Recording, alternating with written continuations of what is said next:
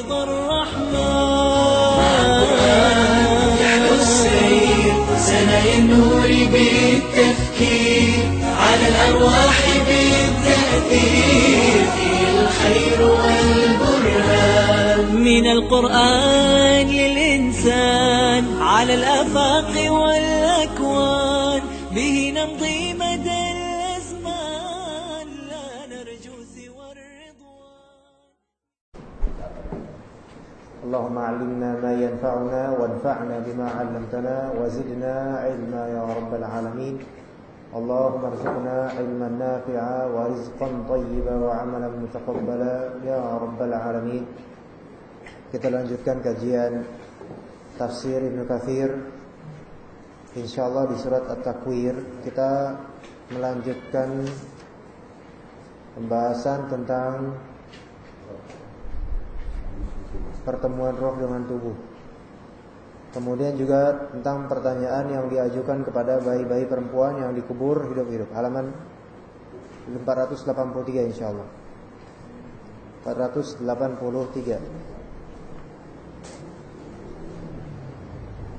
Baik, kita coba kita baca dulu dari ini, berarti kita mulai dari ayat ke-7 sampai ke 14 di sesi ini.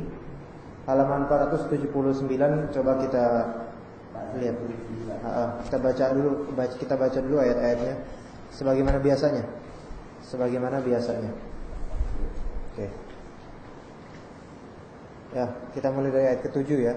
Ayat ke-7 bukan dari ayat pertama, karena ayat pertama sampai ke-6 dua pekan sebelum ini kita sudah membahasnya alhamdulillah. Oke, kita mulai dari ayat ke-7 dari ta'awudz. Dan bapak-bapak sekalian dan ikhwan juga mengikuti setelahnya insyaallah. A'udzu billahi minasy syaithanir rajim.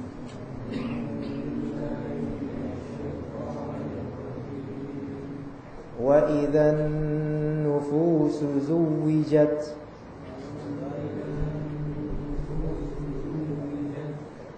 wa idzal mau'udatu su'ilat بأي ذنب قتلت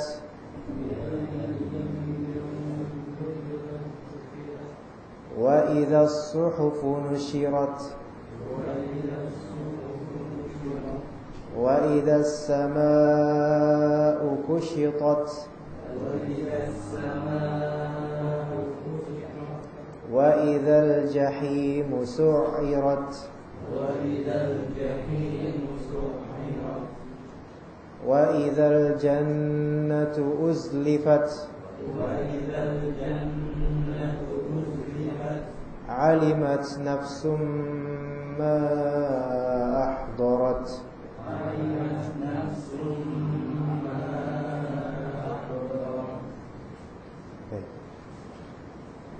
Artinya dari ayat ke-7, wa idzan nufusu zuwijat, dan apabila roh-roh dipertemukan dengan tubuh, itu salah satu tafsiran. Wa idzal mau'udatu su'ilat, dan apabila bayi-bayi perempuan yang dikubur hidup-hidup ditanya, bi ayyi dzambin qutilat, karena dosa apakah ia dibunuh. Wa idzas suhufu nusyirat, wa idzas suhufu nusyirat, dan apabila catatan-catatan amal perbuatan manusia dibuka. Dan apabila catatan-catatan amal perbuatan manusia dibuka.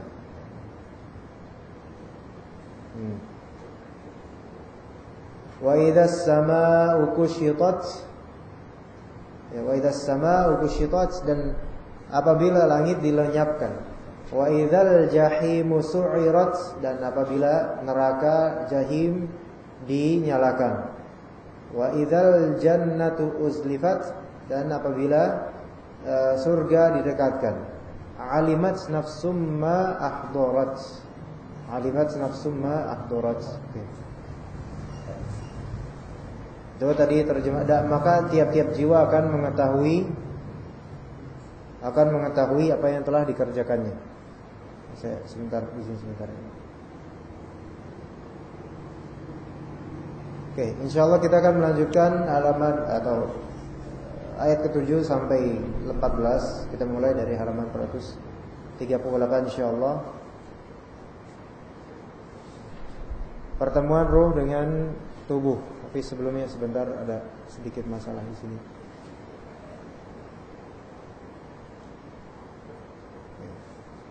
Ya. Pertemuan ruh dengan tubuh. Firman Allah Subhanahu wa taala, "Wa idzan nufusu zuwijat," dan apabila roh-roh dipertemukan dengan tubuh. Yakni setiap roh dikumpulkan dengan pasangannya, yaitu tubuh yang dimaksud di sini. Tetapi terjemahan antara terjemahan dengan penafsiran Ibnu Katsir di sini ada perbedaan. Apa perbedaannya? Kalau diterjemahkan dan apabila roh-roh dipertemukan dengan tubuh. Tetapi maksud dari tafsir Ibnu Katsir adalah setiap roh dikumpulkan dengan pasangannya yang mirip dengannya. Ya enggak? Beda ya? Beda. Ini kebalik ini sebentar.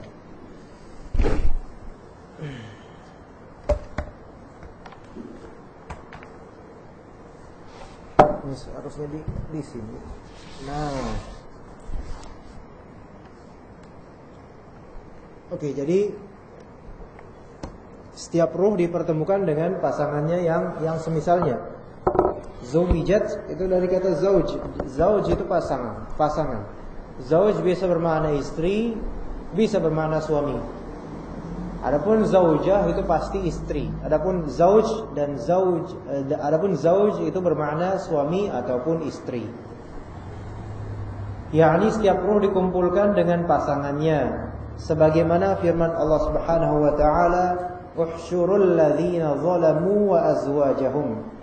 Kepada malaikat diperintahkan, kumpulkanlah orang-orang yang zalim bersama teman sejawat mereka.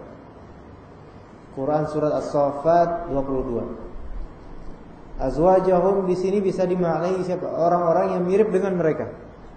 Makanya disuruh di sini kepada malaikat diperintahkan, kumpulkanlah alladzina, orang-orang yang zalamu berbuat zalim, wa azwajahum, yaitu orang-orang yang mirip dengan mereka, berpasangan dengan mereka nantinya.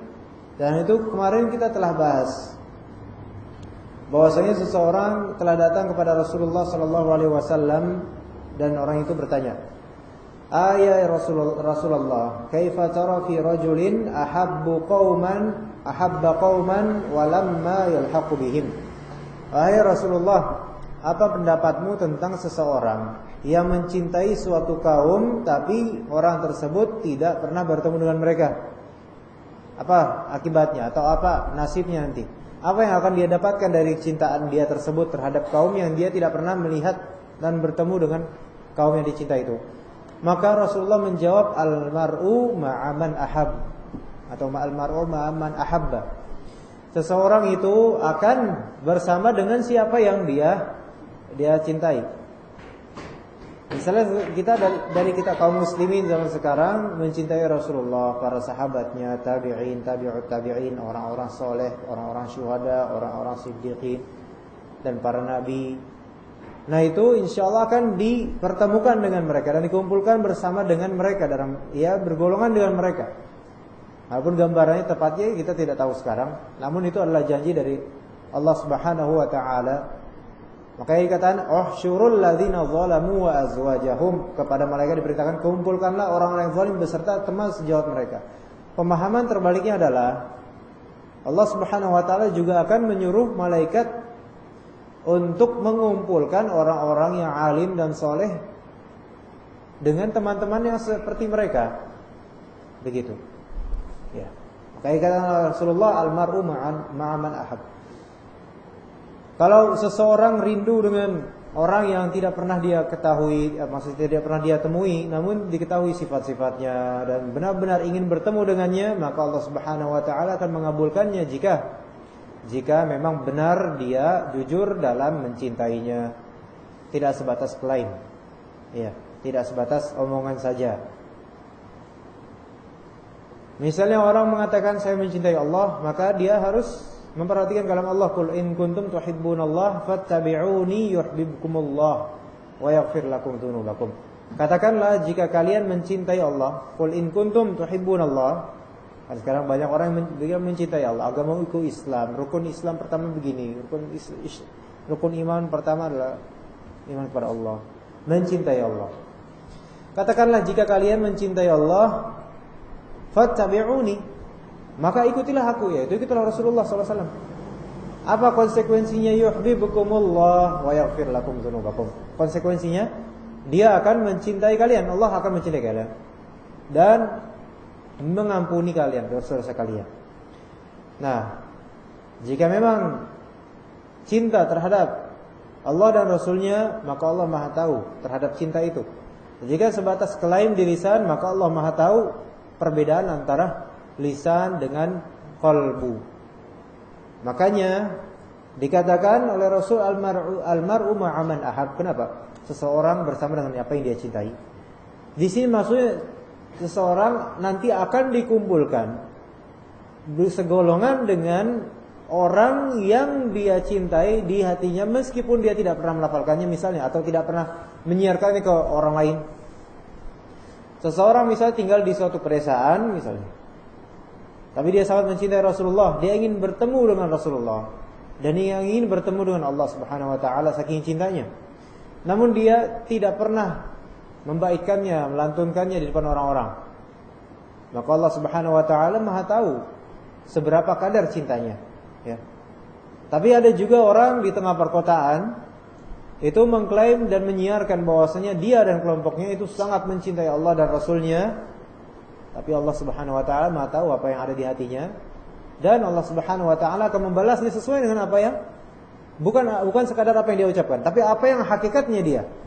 Kalau memang dia mencintai Allah dan Rasulnya, maka dia pasti mengikuti ajaran Allah dan Rasulnya dengan sebaik-baik ikutan. Tapi jika melanggar, jika tidak mau belajar, jika tidak mau mengamalkan, jika tidak mau mengikuti, maka berarti ini sekadar persaksian palsu. Bahkan ini kedustaan. Makanya dikatakan oleh Nabi SAW, dari 3 sifat munafik itu adalah idza hadatsa kadzaba. Jika dia berbicara, dia berdusta. Nah, di antara bentuk kedustaan yang banyak sebenarnya terjadi sekarang, dia berkata saya cinta Rasul, saya cinta Allah, namun ternyata realitasnya dia tidak merealisasikan apa yang dia katakan. Nah, ini salah satu bentuk apa? Kemunafikan sebenarnya. Karena berdusta. Dan berdustanya bukan berdusta atas nama manusia, tapi atas nama Rasul dan Allah Subhanahu wa taala, dan itu bahaya. Oke. Ibnu Abi Hatim meriwayatkan dari Nu'man bin Bashir. Ia mengatakan bahwa Rasulullah sallallahu alaihi wasallam telah bersabda, "Wa idzan nufusu zuwijat qalat duraba kullu rajulin min qaumin kanu ya'maluna 'amala." وذلك بأن الله يقول وكنتم أزواجا ثلاثة فأصحاب الميمنة ما أصحاب الميمنة وأصحاب المشأمة ما أصحاب المشأمة والسابقون السابقون قال هم الضرباء. Firman Allah Subhanahu wa taala, wa idzan nufusu zuwijat, dan apabila roh-roh dipertemukan dengan tubuh, di sini terjemahannya. Nah, di sini terjemahannya seperti itu. Tapi terjemahan ini tidak selaras dengan tafsiran. Ya. Karena kalau terjemahan di sini roh-roh dipertemukan dengan tubuh, berarti roh-roh dimasukkan ke dalam tubuh. Tapi tafsirannya ad-duraba, ya ini orang-orang yang sepadan. Yang dimaksud adalah roh-roh ini dan tubuhnya dikumpulkan bersama orang-orang semisalnya. Setiap orang dipasangkan dengan setiap kaum yang berbuat sama dengan perbuatannya. Nah, ini yang dimaksud tafsir di sini. Jadi bukan roh dimasukkan ke dalam badan. Itu salah satu tafsiran memang. Namun maksudnya di sini bahwasanya roh-roh orang beriman dikumpulkan dengan roh-roh semisalnya. Roh-roh orang munafik dikumpulkan dengan roh-roh yang semisalnya. Roh-roh orang kafir dipertemukan dengan roh-roh yang semisalnya. Hal itu karena Allah Subhanahu wa taala telah berfirman, "Wa kuntum azwajan tsalatsa," dan kalian menjadi 3 golongan. Ya. Fa ashabul maimanati ma ashabul maimanah, yaitu golongan kanan, ya. Satu golongan kanan, satu golongan. Ma ashabul maimanah, alangkah mulianya golongan kanan itu, yaitu orang-orang beriman. Ya. Wa ashabul masy'amati ma ashabul masy'amah, dan golongan kiri, alangkah sengsaranya golongan kiri itu. Ini orang-orang kafir dan orang-orang munafik. Ya. Was-sabiquna as-sabiqun, dan orang-orang yang paling dahulu beriman, merekalah yang paling dahulu masuk surga. Mereka yang paling dahulu masuk surga. Sekarang kalau misalnya orang beriman, yang paling dahulu beriman masuk surga. Sekarang siapa orang yang paling awal masuk neraka? Orang yang paling awal masuk neraka adalah orang berilmu, orang berjihad, pembaca Al-Quran, dan orang dermawan. Kok bisa? Ketika mereka riya dalam melakukan itu semua. Nauzubillah. Berilmu di sini maksudnya mengajarkan, ya seperti misalnya kita yang melakukan. Ada hadis yang panjang sekali berkenaan dengan itu semua nanti. Orang yang pertama dinegokan kepada neraka, ditawarkan neraka kepadanya itu 4 macam atau 3 macam, intinya 3 macam. Yang pertama itu orang yang berjihad, maksudnya orang syuhada, ya, orang yang mati dalam medan peperangan, yastashhidun, orang yang mati dalam medan peperangan. Kemudian nanti di akhirat, ya kalau misalnya kita misalnya manusia di dunia tidak bisa menilai dia ikhlas atau enggak tahu, ya zahirnya kelihatan ikhlas. Tapi kemudian di akhirat ditanyakan, ya, dan dia dikenal sebagai orang yang syahid misalnya sama orang-orang sekitar ketika di dunia. Kemudian ditanyakan di akhirat, apa yang telah kamu lakukan dengan jihad itu? Kemudian dia mengklaim, saya berjihad li'ila kalimatillah, demi agamamu, demi kalimat la ilaha illallah, demi kebaikan, demi dan seterusnya. Maka Allah Subhanahu wa taala pun menafikan dan mendustakannya, kadzabt, kamu telah berbuat dusta. Itu apa? Di akhirat ketika di pelaksanaan atau di muhasabah atau hisab ini tetap dia berdusta. Saking apa sebenarnya? Itu menunjukkan apa? Menunjukkan dia pendusta. Ini kan kalau di akhirat maksudnya di hadapan mahkamah Allah Subhanahu wa taala itu masih bisa berdusta, ya. Di hadapan Allah Subhanahu wa taala masih bisa berdusta. Itu menunjukkan orang-orang jenis ini itu orang-orang yang terbiasa berdusta. Dalam artian, mereka adalah orang munafik. Atau lebih jelasnya lagi, mereka suka menampakkan sesuatu yang baik, tapi sebenarnya dalam kolbunya itu ada niatan riya, sum'ah dan seterusnya. Dan itu terbiasa. Akhirnya itu bahaya. Mungkin kalau misalnya sekali, 2 kali, ya, itu adalah manusiawi. Dan mudah-mudahan Allah mengampuni kita semua. Tetapi kalau terbiasa terus enak dengannya, nah itu jadi tabiah sampai di hadapan Allah pun berani berdusta. Na'udzubillah. Nah kalau Allah pun mengatakan kadzab, ini Allah yang berkata langsung, kamu telah berdusta. Kalau misalnya kita di depan hakim, kalau kita nggak terbiasa berdusta, itu tentu akan gemeter. Kalau kita mau berdusta tuh gemeter kita, nggak berani kita ngomong tidak sesuai dengan hakikatnya. Tapi ternyata orang yang terbiasa berdusta di depan hakim dia bisa berakting. Oh enggak ya Pak Hakim, saya waktu itu begini dengan tenang. Karena apa? Saking seringnya berdusta. Nah begitu juga dengan orang-orang yang seperti ini. Yang pertama orang itu mati di medan perang, ya, melawan orang munafik atau orang kafir. Kemudian dihisab oleh Allah Subhanahu wa taala, ditanyakan oleh Allah, diuji, dan dia berdusta, maka Allah mendustakannya. Ternyata orang ini berjihad demi dikenal sebagai seorang yang jari, yaitu orang yang apa? Pemberani, pahlawan, hebat, tangguh, tangkas. Nah, dan terjadilah itu maksudnya. Dan dia dikatakan seperti itu, disebut. Oh, fulan orang hebat, fulan orang tangkas dalam peperangan. Disebut, dia mendapatkan pujian duniawi. Nah, itu kenikmatan duniawi yang Allah berikan padanya, tapi kenikmatan yang berujung dengan kesengsaraan nanti. Maka kemudian Allah Subhanahu wa taala membuka tabirnya. membuka tabirnya. Kamu telah berdusta. Kamu melakukan itu agar kamu dibilang apa? Dibilang jari, orang yang berani, dan kamu telah dibilang seperti itu. Maka apa? Allah pun menyeret, atau di sini Allah menyuruh malaikatnya untuk menyeret dia menuju neraka, dan ini termasuk orang yang pertama kali dimasukkan ke neraka. Kemudian yang kedua, ada orang yang menuntut ilmu dan mengajarkannya, dan sekaligus juga dia membaca Al-Quran dan mengajarkannya. Na'udzubillah. Rasulullah SAW sudah pernah mengisyaratkan suatu hal yang penting bagi kita. Kata Rasulullah, khairukum man ta'allamal Qur'ana wa 'allamahu. Sebaik-baik kalian adalah yang mencari ilmu Al-Quran dan mengajarkan itu sebaik-baik orang.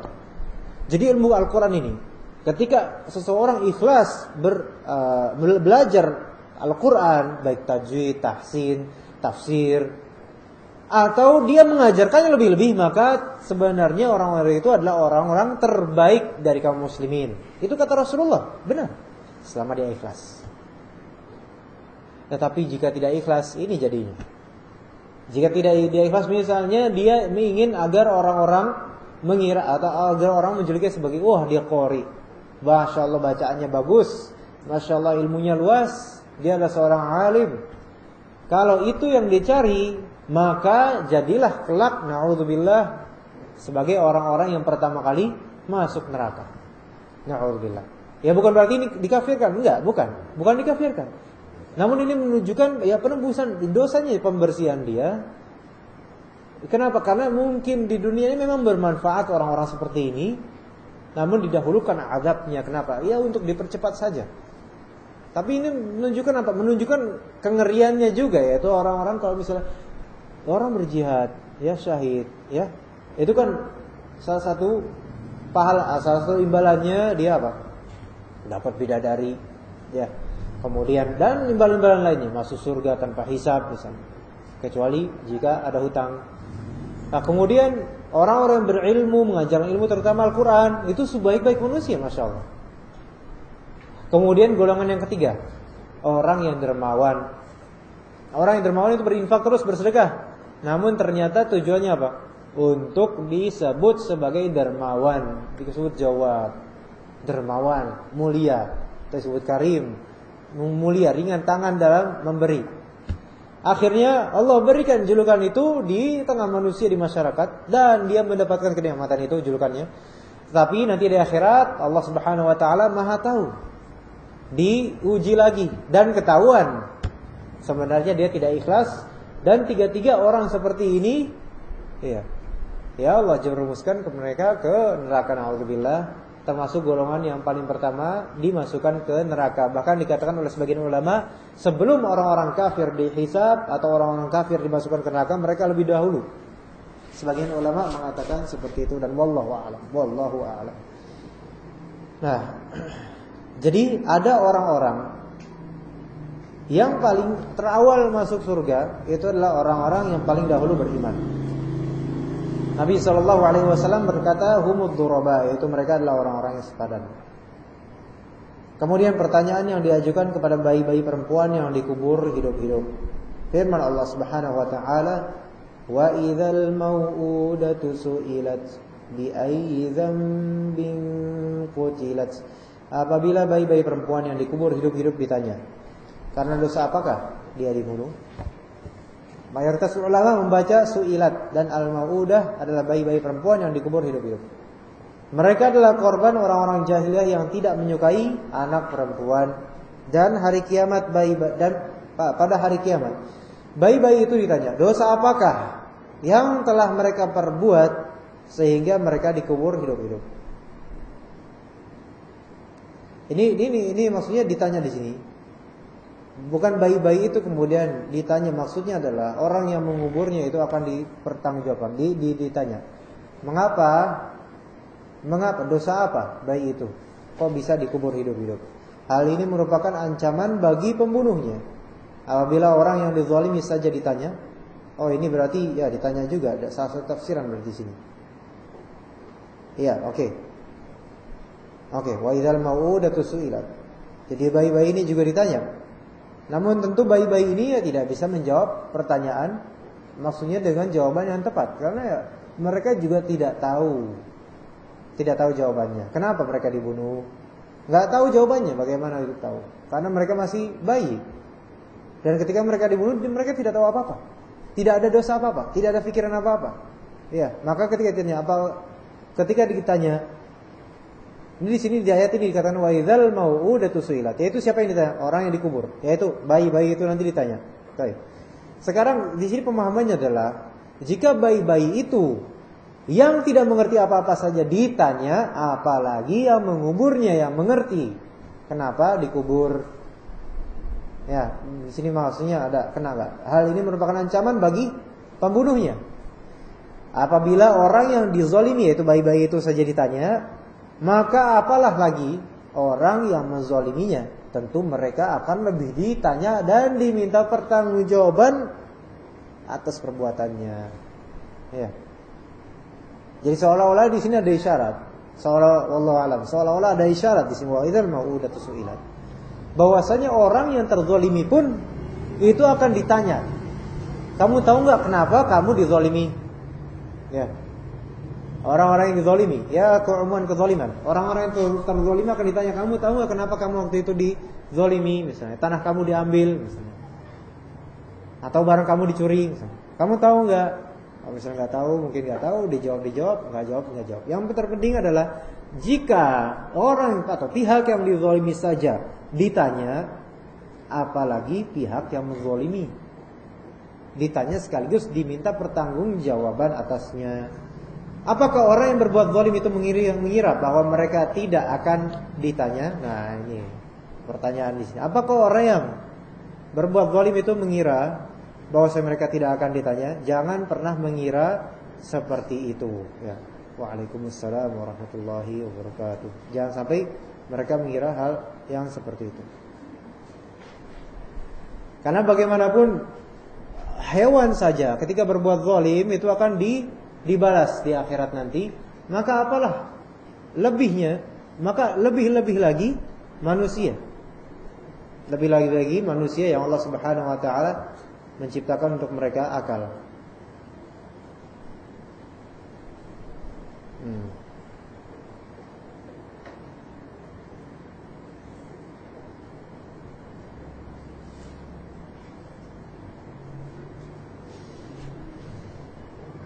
Di sini saya mencari satu ayat yang berkenaan dengan ini tapi belum ditemukan.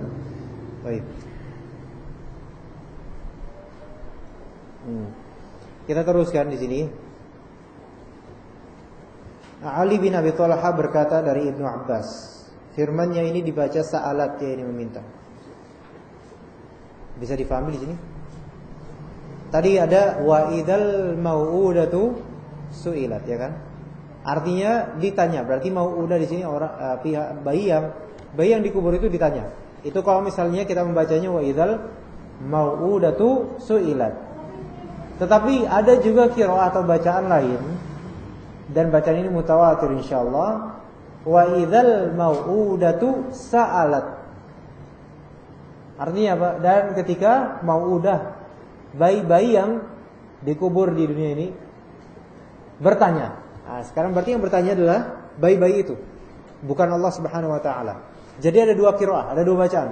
Wa idzal mau'udatu su'ilat dan wa idzal mau'udatu sa'alat. Kalau wa idzal mau'udatu su'ilat artinya dan ketika bayi-bayi yang dikubur hidup-hidup itu ditanya. Kalau wa idzal mau'udatu sa'alat artinya dan jika bayi-bayi yang dikubur hidup-hidup di dunia itu mereka yang bertanya. Demikian pula pendapat Abu Duha bahwa maksudnya anak-anak perempuan itu meminta pertanggungjawabannya yang mengubur mereka, yaitu menuntut darahnya.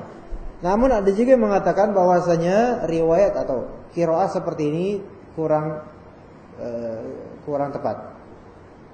Ada yang mengatakan wa idzal mau'udatu sa'alat bi ayyi dzambin qutiltu.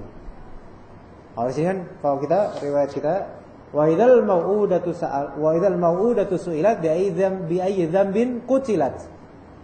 Kalau di satu qiraah lain yang berbeda dengan ini, wa idzal mau'udatu sa'alat bi ayyi dzambin qutiltu. Maksudnya bi ayyi dzambin qutiltu, maksudnya dosa apakah sehingga aku dibunuh? Itu. Jadi bayi-bayi itu bertanya, dosa apakah aku sehingga aku ini dibunuh? Itu. Ya, tapi dikatakan dan menjelaskan di kitab Tafsir At-Tabari penjelasannya bahwasanya qiraat tersebut termasuk qiraat syadzah. Yaitu qiraah yang tidak mutawatirah atau qiraah yang tidak kita ambil, tidak diambil untuk sekarang, tidak diambil. Oke. Demikian pula itu pendapat Abu Duha. Makanya dikatakan Abu Duha di sini untuk qiraah ini tidak, bukan perkataan Abu Duha, maksudnya riwayat atau qiraat ini qiraatnya terasa qiraat dari Abu Duha, bahwa maksudnya anak-anak perempuan itu meminta pertanggungjawaban yang mengubur mereka, yaitu menuntut darahnya. Demikian pula yang diriwayatkan dari As-Suddi dan Qatadah, dan wallahu a'lam. Terdapat beberapa hadis yang menyinggung bayi-bayi perempuan yang dikubur hidup-hidup. Imam Ahmad meriwayatkan dari Aisyah, dari Judama binti Wahab, saudari Uqasyah. Ia berkata, saya hadir bersama Rasulullah di sekumpulan orang dan beliau bersabda, laqad hamamtu an anha 'anil ghilah fa nadhartu fir Rumi wa Farisa fa idahum yughiluna auladahum wa la yadurru auladahum dzalika syai'a. Sungguh saya ingin melarang ghilah, menggauli istri yang sedang dalam menyusui. Maksudnya di sini masa apa? Masa menyusui. Ya, masa menyusui. Bukan ketika sedang menyusui terus digauli, bukan itu maksudnya. Sungguh saya ingin, yaitu Rasulullah ingin melarang ghilah, menggauli istri yang sedang menyusui. Tetapi saya melihat orang Romawi dan Persia. Romawi di sini berarti apa? Kristen. Persia di sini berarti apa? Majusi. Ya. Saya melihat orang Kristen di Roma dan Furs, Persia, Majusi asalnya melakukan hal itu. Yaitu apa? Mereka juga ikut menggauli istri ketika masih dalam masa penyusuan. Dan ternyata hal itu tidak berpengaruh buruk terhadap anak-anak mereka, tidak ada masalah. Tidak ada masalah. Di sini yang dimaksud bukan ketika menyusui kemudian digauli, enggak. Nah, itu malah justru repot, enggak mungkin. Ya. Kemudian mereka bertanya tentang azl. Azl itu adalah senggama yang terputus. Jima' maqtu'. Karena sperma dikeluarkan di luar kemaluan wanita. Jadi kemaluan sudah masuk ke dalam kemaluan wanita, namun untuk mengeluarkan sperma itu tidak di dalam rahim wanita. Mungkin ada maksud tertentu ya, seperti koitus. Nah. Iya ini. Dikeluarkan di luar. Itu ada juga gunanya katanya untuk mencegah kehamilan. Ya di sini coitus interruptus ini.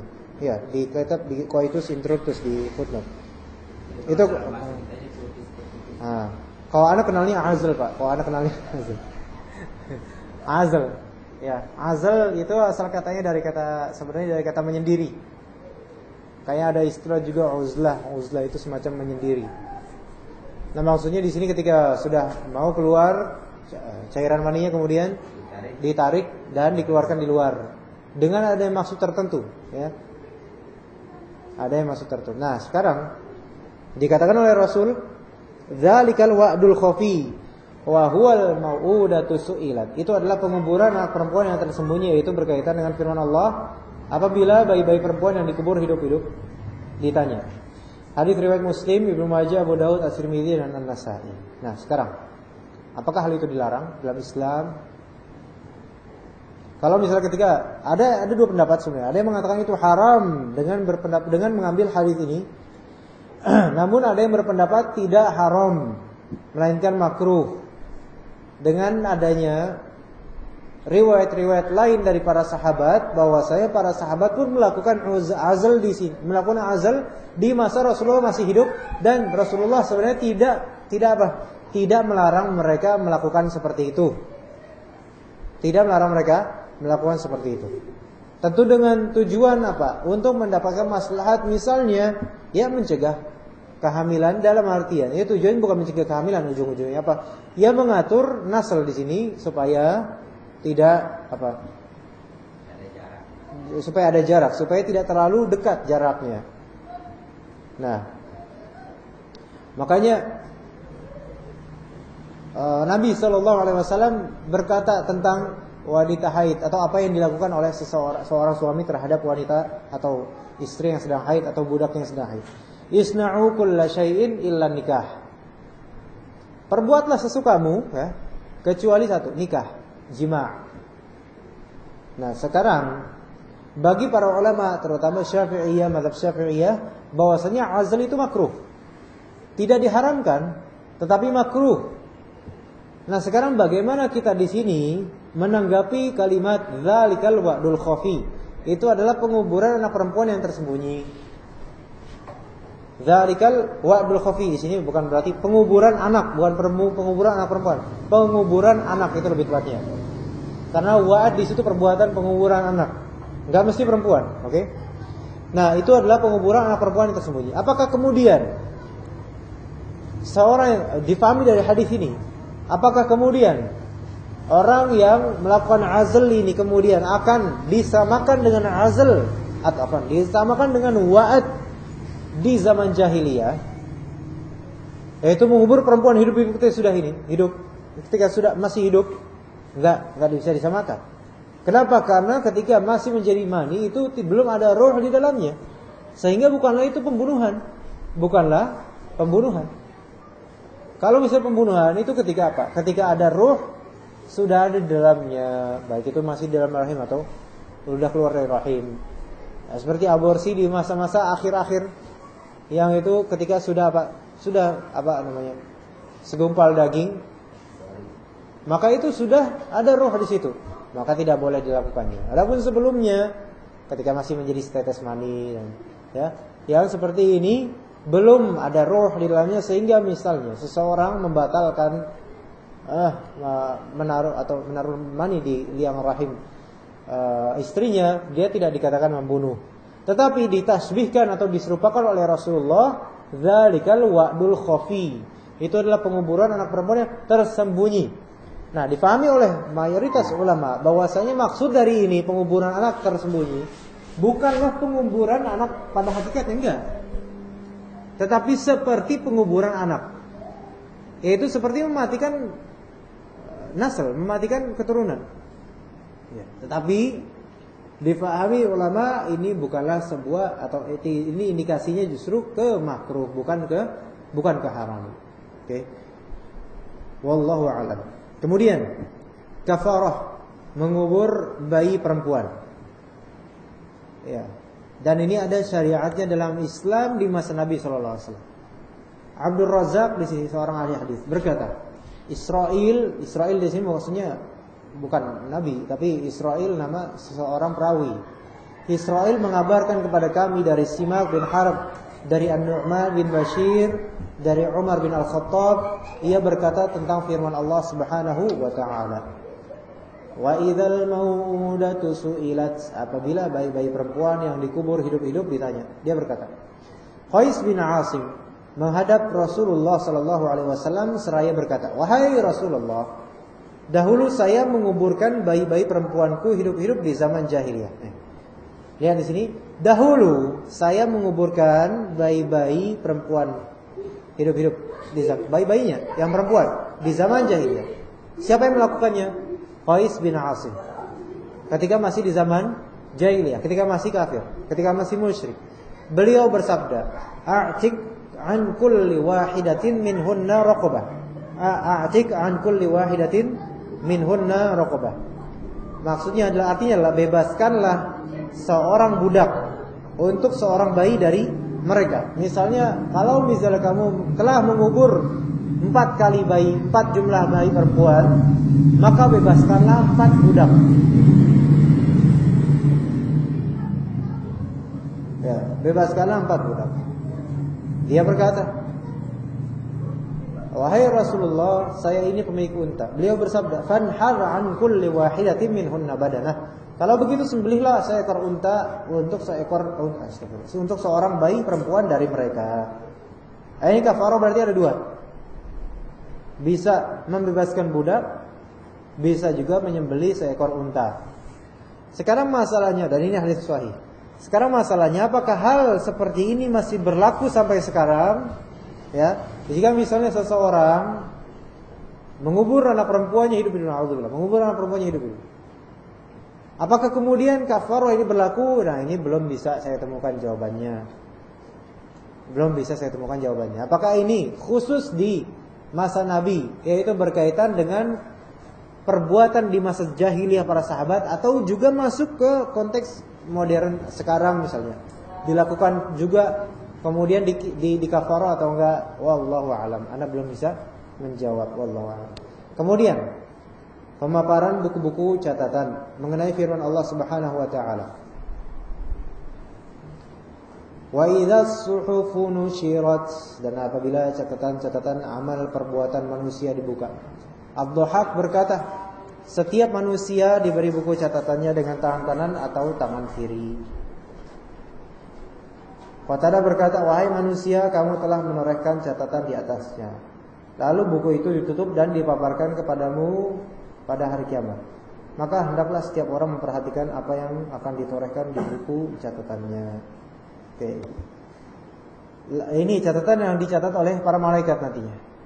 Adapun kaifiyat tata caranya, bentuknya dan semacamnya, wallahu a'lam. Wallahu a'lam. Langit dilenyapkan, neraka dinyalakan, dan surga didekatkan. Dikatakan firman Allah Subhanahu wa taala, wa idzas samaa'u kushitat, dan apabila langit dilenyapkan. Mujahid berkata, ya ini ditarik. Dilenyapkan, ditarik. Enggak tergambar, untuk kita sekarang enggak tergambar seperti apa. As-Suddi berkata, yakni dibukakan. Firman Allah Subhanahu wa taala, wa idzal jahimu su'irat, dan apabila neraka jahim dinyalakan. As-Suddi berkata, yakni dipanaskan. Firman Allah Subhanahu wa taala, wa idzal jannatu uzlifat, dan apabila surga didekatkan. Ad-Dhahhak, Abu Malik, Qatadah dan Ar-Rabi' bin Khusaim berkata, yakni didekatkan kepadanya, dikatakan kepada penghuninya. Pada hari kiamat setiap orang mengetahui apa yang telah dikerjakannya. Nah, ini poin atau dari semua kejadian-kejadian yang Allah sebutkan, itu kan berawal dari apa? Wa idza. Itu menunjukkan ada adat syarat ya, syarat. Ketika begini kan, ketika kan. Kalau kita lihat dari ayat awalnya itu 1, 2, 3, 4, 5, 6, 7, 8, 9, 10, 11, 12 kejadian. 12 kejadian Allah sebutkan nanti. Allah sebutkan kejadian besar, Allah sebutkan yang jawabu syarat, yaitu jawabnya intinya ada di satu ayat. Dari semua kejadian itu ada di satu ayat terakhir. Alimat nafsum ma ahdarat, itu yang paling terpenting. Jadi ketika ini terjadi, ketika ini dan itu terjadi, maka alimat nafsum ma ahdarat. Artinya maka tiap-tiap jiwa akan mengetahui apa yang telah dikerjakannya. Inilah jawabannya. Yaitu apa?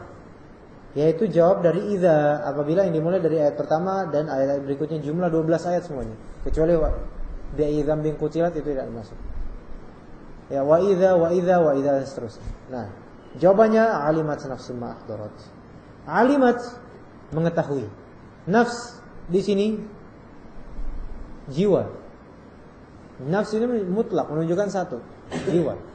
Maksudnya adalah ya tiap-tiap jiwa, tiap satu jiwa itu akan mengetahui apa yang umum, ahdarat, yang telah dia hadirkan. Maksudnya apa yang telah dia tampilkan di dunia, apa yang telah dia dikerjakan di dunia, itu akan diketahui. Inilah jawabannya. Artinya ketika semua hal itu terjadi, yaitu berlangsung menjelang dan ketika hari kiamat terjadi, maka pada saat itulah setiap jiwa mengetahui apa yang telah ia perbuat. Baru ingat dan kemudian diingatkan oleh Allah dan oleh Allah Subhanahu wa taala, apa yang telah kamu lakukan, begini kamu lakukan, ditampilkan mana-mananya, ditampilkan catatan-catatannya. Lalu hasil perbuatannya itu diberikan kepadanya, sebagaimana firman Allah Subhanahu wa taala, yauma tajidu kullu nafsin ma عملت من خير محضرا وما عملت من سوء تود لو أن بينها وبينه أمدا بعيدا. Pada hari ketika tiap-tiap diri mendapati segala kebajikan di hadapan, yaitu di mukanya. Begitu juga kejahatan yang telah dikerjakannya, ia berharap, ya, tawaddu, yaitu berharap, beringin, berangan-angan, seandainya, sekiranya, sekalaunya antara ia dengan hari itu ada masa yang jauh. Mudah-mudahan kita dapat waktu lagi gitu untuk berbuat soleh. Namun gak bisa. Kemudian Allah katakan, dan seperti firman-Nya, yunabba'ul insanu yawma idzin bima qaddama wa akhkhar. Pada hari itu diberitakan kepada manusia apa yang telah dikerjakannya dan apa yang dilalaikannya. Itu apa yang sudah dilupakan ketika masih di dunia, apa yang dilupakan dari perbuatannya. Baik. Jika misalnya ada pertanyaan, misalnya bisa Anda jawab, insyaallah akan kita usahakan dijawab, mudah-mudahan. Yang baru datang, ya, kita ingatkan tadi ada undangan, apa namanya? Siapa Pak namanya? Ya Bang Dani, adanya Siti Aisyah, Siti Aminah. Nama itu adanya perempuan. Oh gitu, nikah. Jadi nanti ikhwan dan bapak-bapak kita bareng-bareng ke tempat walimahannya siapa? Siti Aminah atau Siti Aminah Pak? Allah alam Siti siapa? Siti Aisyah lah. Tapi kalau panggilannya gadis. Enggak, panggilannya gadis. Ya, ke nikahnya gadis. Ya, nanti gadis juga sampai tua gadis juga. Sampai tua gadis terus. Amin. Gadis terus. Gadis dalam artian masih segar terus kali Pak. Oh. Yes. Ya, Itu azal itu sama dengan mimpi gitu. Azal? Azal. Azal apa? Oh, azal. Oh, bukan ajal, bukan. Azal, mimpi. Maksudnya? Oh, beda, Pak. Azal itu ya kita ya perbuatan yang disengaja. Dengan maksud. Bukan termasuk azal misalnya enggak ada maksud tiba-tiba keluar tapi enggak maksud itu, cuma memang ada kondisi yang tiba-tiba dia enggak sadar terus keluar, itu beda lagi. Ya itu enggak termasuk, ya itu azal secara bahasa. Beda sama yang namanya mimpi, Pak, ya. Ya, Pak. Waalaikumsalam warahmatullahi wabarakatuh. Ya. Itu kan saya punya tafsir Al-Muyassar. Al-Muyassar. Itu karena saya membacanya sesuai dengan juz-juznya, surah-surahnya. Itu antara terjemahan yang tafsirnya tidak terlalu jauh berbeda gitu ya. Terus kalau tadi kita berbicara masalah pertemuan ruh dengan tubuh, itu dalam surah At-Tawbah ini dikatakan bahwa ruh dipertemukan dengan tubuh. Iya. Tapi Ustaz tadi menjelaskan lagi bahwa pertemuan antara golongan. Jadi golongan yang Islam sama orang Islam, kafir sama kafir, kan itu maksudnya. Iya. Itu kan dalam surat lain lagi, itu surat As-Saffat, ya. Al-Waqiah, ya. Ya, iya benar. Iya benar. Saya kira kalau kita nggak terlalu teliti memahaminya gitu ya, kita bisa mencampur adukan ini antara bahwa tafsir ini arahnya sana semua gitu kan. Padahal kalau dalam surahnya kan berbeda. Yang di surah Al-Tawbah ini dikatakan pertemuan ruh dengan tubuh itu jelas ya. Ya. Kalau pertemuan ruh dengan tubuh itu mungkin nanti dalam surah lainnya ada penjelasan misalnya mengenai pertanyaan-pertanyaan diajukan kepada insan di padang mahsyar nanti. Yang menjawab itu adalah alat-alat tubuhnya, misalnya tangan berbuat apa, kaki berbuat apa gitu kan. Mungkin kesana nanti namanya gitu kan. Jadi saksi nanti terhadap perbuatan mereka. Nah, sedangkan pada yang surah As-Saffat ini dan surah Al-Waqiah ini pertemuan antar golongan. Golongan inilah yang masuk surga nanti, golongan ini masuk neraka. Golongan ini yang harus menunggu kapan masuk nerakanya, nggak langsung masuk neraka, kapan masuk surganya, nggak langsung masuk surga. Jadi ini perlu juga penjelasan ini supaya kita lebih benar. Lebih jelas memahaminya gitu kan, nggak campur aduk. Oke. Itu. Oke. Waalaikumsalam. Ya ini tadi berarti halaman yang pertama ya Pak, halaman 483 berarti. Nah.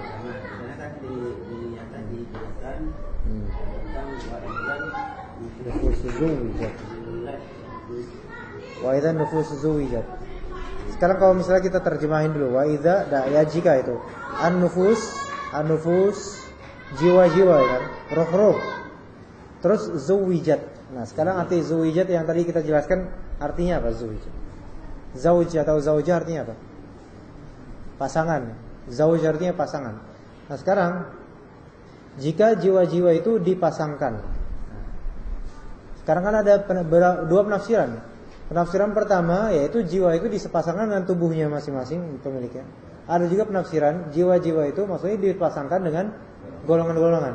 Nah, yang di sini di tafsiran ini itu tafsiran ini berbeda dengan terjemahan. Kalau terjemahan dari siapa ini? Terjemahan dan apabila roh-roh dipertemukan dengan tubuh dari dari Pustaka Ibnu Katsir. Ya enggak? Nah, kan di sini wa idzan nufusu zuwijat. Di sini terjemahkan, ayat ini terjemahkan oleh Pustaka Ibnu Katsir atau penerjemahnya, dan apabila roh-roh dipertemukan dengan tubuh. Itu terjemahan untuk ayat. Tapi Ibnu Katsir kemudian menjelaskan untuk ayat ini berbeda dengan di terjemahan Pustaka Ibnu Katsir gitu. Hah? Bisa secara harfiah, bisa juga emang mengikuti depak. Itu terjemahan depak yang masyhur. Nah, tapi Ibnu Katsir di sini menafsirkan wa idzan nufusu zuwijat itu tidak sama dengan terjemahan depak dan terjemahan Pustaka Ibnu Katsir. Gitu. Jadi makanya di sini dan apabila roh-roh dipertemukan dengan tubuh, nah itu kan satu penafsiran. Tapi kok berbeda kemudian dengan penjelasan dari Ibnu Katsir, ya enggak? Yakni setiap roh dikumpulkan dengan pasangan-pasangannya. Nah, dan pasangan yang dimaksud bukan tubuh sendiri, tapi apa? Usyurul ladzina zalamu azwajuhum. Nah, ini namanya Ibnu Katsir di sini menerapkan apa? Menafsirkan Al-Qur'an dengan Al-Qur'an. Nah, menafsirkan Al-Qur'an dengan Al-Qur'an itu salah satu metodologi penafsiran yang terbaik. Bahkan metodologi penafsiran terbaik itu menafsirkan Al-Qur'an dengan Al-Qur'an. Jadi ini bukan penafsiran dari surat As-Sabat ayat 22 ini yang dari maksudnya. Ibnu Katsir di sini menafsirkan wa idza nufusu zuwijat itu sebagaimana yang dikatakan dalam As-Saffat ayat 22 dan juga dalam bahkan ini penafsiran Nabawi, Pak. Jadi penafsiran yang lebih tepat justru apa? Justru penafsiran yang Ibnu Katsir ini dibandingkan terjemahan yang kita dapat. Dan apabila roh-roh dipertemukan dengan tubuh. Di sini bisa dipahami ya, Pak? Ya. Nah, kan penafsiran metodologi itu ada paling bagusnya itu ada dua. Pertama, menafsirkan Al-Qur'an dengan Al-Qur'an. Kedua, Rasulullah yang menafsirkan.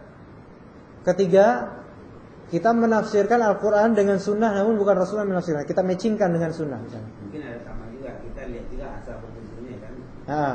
Turunnya ini kan. Iya. Iya, tapi di sini udah jelas Rasulullah menafsirkan sendiri. Wa idzan nufusu zuwijat, ya kan? Kemudian arti Rasulullah berkata ad-duraba. Kullu rajulin min qaumin kanu ya'maluna 'amalahu.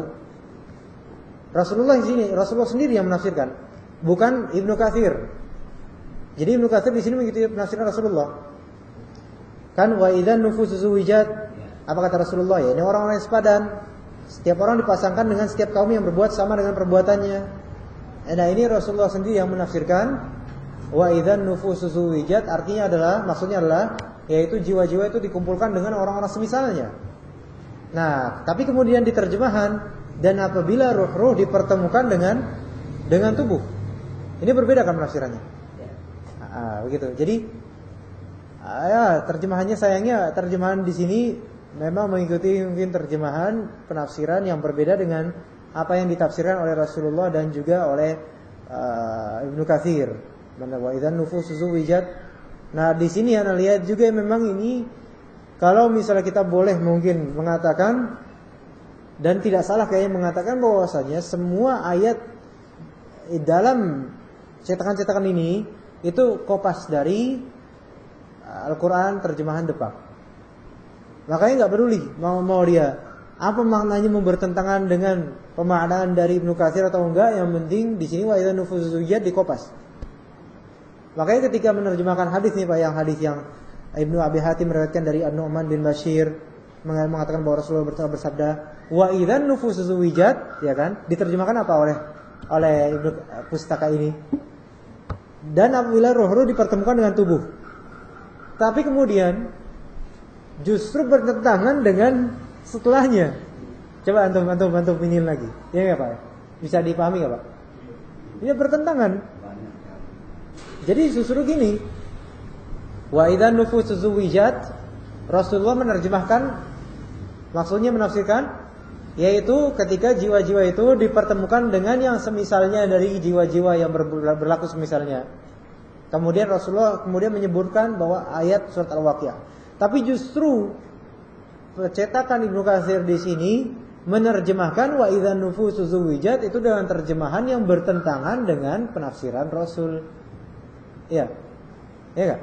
Penafsiran Rasul orang-orang yang sepadan. Tapi penafsiran atau penerjemahan dari percetakan atau dari Pak, apabila roh-roh dipertemukan dengan tubuh, itu kan beda. Nah itulah makanya ketika misalnya kalau cuma sekadar ambil terjemahan ayat tanpa memperhatikan itunya, nanti jadinya seperti ini, salah sebenarnya. Tapi bukan berarti wa idzan nufusus zuwijat itu berarti kita salahkan penafsiran wa idzan nufusus zuwijat, penafsirannya adalah dipertemukan dengan tubuh. Itu salah satu penafsiran.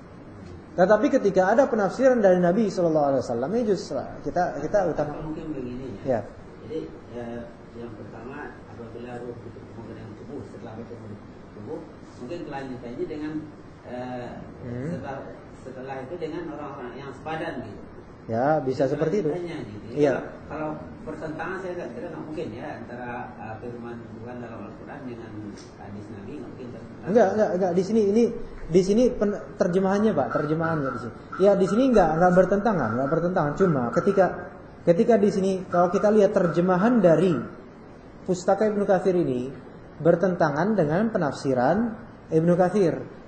Dan ketika menerjemahkan hadis yang di dalamnya ada wa idzan nufusus zuwijat, ternyata wa idzan nufusus zuwijat ini diterjemahkan oleh Pustaka Ibnu Katsir dengan penerjemahan yang bertentangan, maksudnya beda dengan maksud dari Nabi gitu loh. Jadi ini dua kalimat ini berbeda. Dan apabila roh-roh dipertemukan dengan tubuh, yakni orang-orang yang sepadan. Loh, kok gitu? Setiap orang dipasangkan dengan setiap kaum yang berbuat sama dengan perbuatannya. Gitu. Nah, kalau satu sifatnya pribadi kan itu. Ini udah kelompok kan yang kedua itu kan. Satu kan antara tubuh dengan roh dengan tubuh kan satu apa namanya? Iya. Satu insan, satu manusia kan. Iya. Nah, ini kan kalau golong-golongan, kalau udah orang-orang yang sepadan itu bukan hanya satu orang kan maksudnya. Maksudnya orang yang sepadan? Ya bukan satu orang lagi. Tapi kalau yang di pertama kan satu, roh dengan tubuh kan satu itu. Nah di sini coba wa idzan nufusus zuwijat, nufus jamak dari nafs. Oh iya.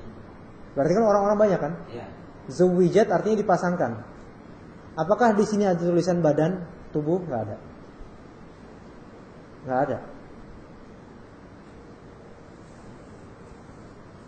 Nggak ada kan. Nah jadi benar penafsiran itu salah penafsiran. Tetapi ketika misalnya kita menerjemahkan ini kalimat-kalimat ini dari kitab aslinya, yaitu kalau misalnya bertentangan dengan tafsiran Ibnu Katsir itu justru ya seperti ini jadi janggal. Wa idzan nufus